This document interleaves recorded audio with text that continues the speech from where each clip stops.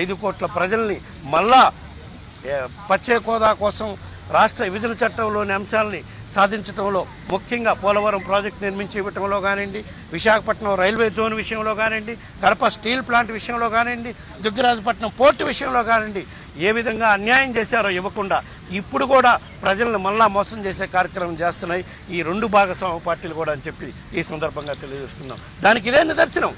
మేము ప్రధాన ప్రతిపక్షంగా 13 సార్లు అవిశ్వాస తీర్మానం పెడితే ఎలవ్ చేయకుండా మా గొంతు నొక్కారు.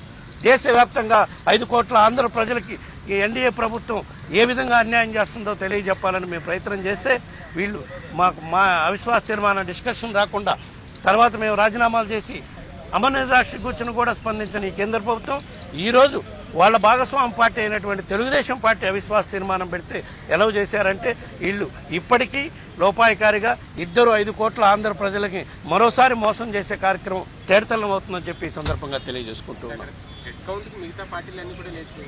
మేము పెట్టినప్పుడు కూడా మేము అవిశ్వాస తీర్మానం పెట్టినప్పుడు కూడా హెడ్ కౌంట్ చేసుకోవడానికి అన్ని అవకాశాలున్నా సుమారుగా 90 మంది పార్లమెంట్ సభ్యులు లేచి కాంగ్రెసు, కమ్యూనిస్టు అందరూ, తృణమాలు అందరూ, అన్ని పార్టీల వాళ్ళు, బీజేడీ అన్ని పార్టీలు మాకు మద్దతు తెలిపారు. అప్పుడు ఎందుకు అవిశ్వాస తీర్మానం మేము పెట్టిన అవిశ్వాస తీర్మానం మేము ఎలవ్ చేయలేదని ఈ ఎన్డీఏ ప్రభుత్వాన్ని మేము డిమాండ్ చేస్తున్నాం. చెప్పాల్సిన అవసరం ఉంది 5 కోట్ల ఆంధ్ర ప్రజలకి. ఎందుకంటే మీరు తెలుగుదేశం పార్టీ అవగాహన చేసుకునే ఆంధ్రప్రదేశ్కి ప్రత్యేక హోదా ఇవ్వకుండా ప్రత్యేక ప్యాకేజ్ ఇచ్చి లోపాయికారిగా మీరు సర్దుబాట్లు చేసుకుంటున్నారు. ఇప్పుడు ప్రజలు 5 ఏళ్లలో 4 సంవత్సరాలు అయిపోయినాక ఓట్ల కోసం మళ్ళా ఇద్దరు డ్రామాలు ఆడుతున్నారు. ఏమి లేదు. మేము రాష్ట్ర ప్రయోజనాలు కాపాడటం కోసం చిత్తశుద్ధితో పోరాటం చేస్తుంది వైఎస్ఆర్ కాంగ్రెస్ పార్టీ అధ్యక్షుడు జగన్మోహన్ రెడ్డి గారి నాయకత్వంలో కేవలం ఒక వైఎస్ఆర్ కాంగ్రెస్ పార్టీయే. ఈ రోజుకు ప్రత్యేక హోదా అంశం ఉంది అంటే సాధించుకునేంత వరకు మేము పోరాటం చేయగలుగుతున్నాము అంటే దానికి కారణం మేము వైఎస్ఆర్ కాంగ్రెస్ పార్టీ చేస్తున్న పోరాటం వల్లే. మేము రాజీనామాలు చేసిన తర్వాతనే ఈ ప్రత్యేక హోదా అంశంపై చర్చనీయాంశం వచ్చింది. మీరు 5 పార్లమెంటు సభ్యులను చిత్తశుద్ధితో రాజీనామా చేసి అమర్నాథ్ దీక్ష కూర్చోబట్టే దేశవ్యాప్తంగా ప్రత్యేక హోదా అంశం ఇది చర్చనీయాంశమైంది.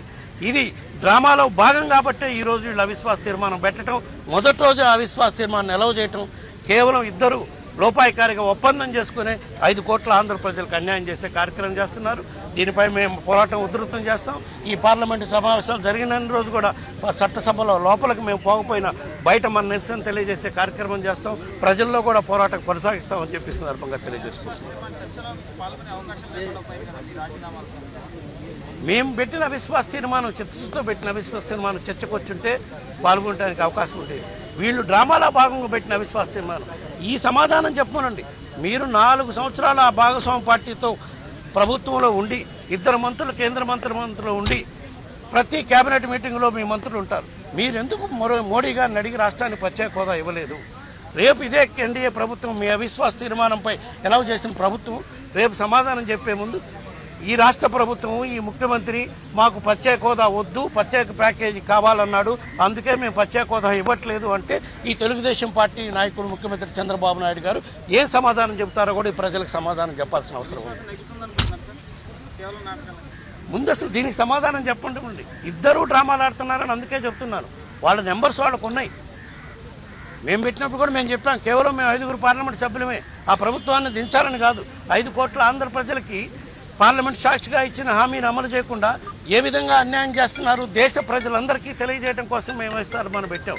కానీ మేము ఆ రోజు చిత్తశుద్ధితో పెట్టాం. వీళ్ళు డ్రామాలో భాగంగా పెట్టారు కాబట్టి వాళ్ళు ఈరోజు డిస్కషన్కి ఎలవ్ చేశారు. ఈ ప్రజలు చూస్తున్నారు.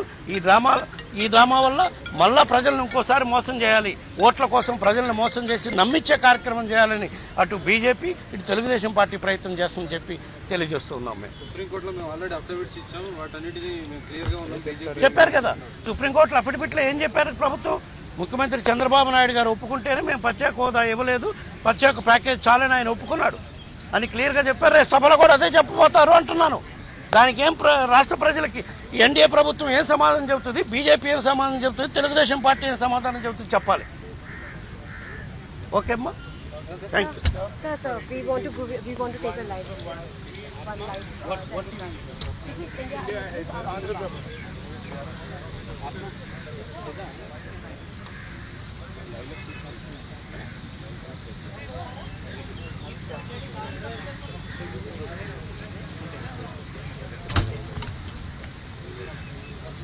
ఏంటండి వీడియో నచ్చిందా? అయితే ఓ లైక్ వేసుకోండి, లేదంటే ఓ కామెంట్ చేయండి. ఎప్పటికప్పుడు మా వీడియోస్ చూడాలంటే సబ్స్క్రైబ్ చేసుకోండి.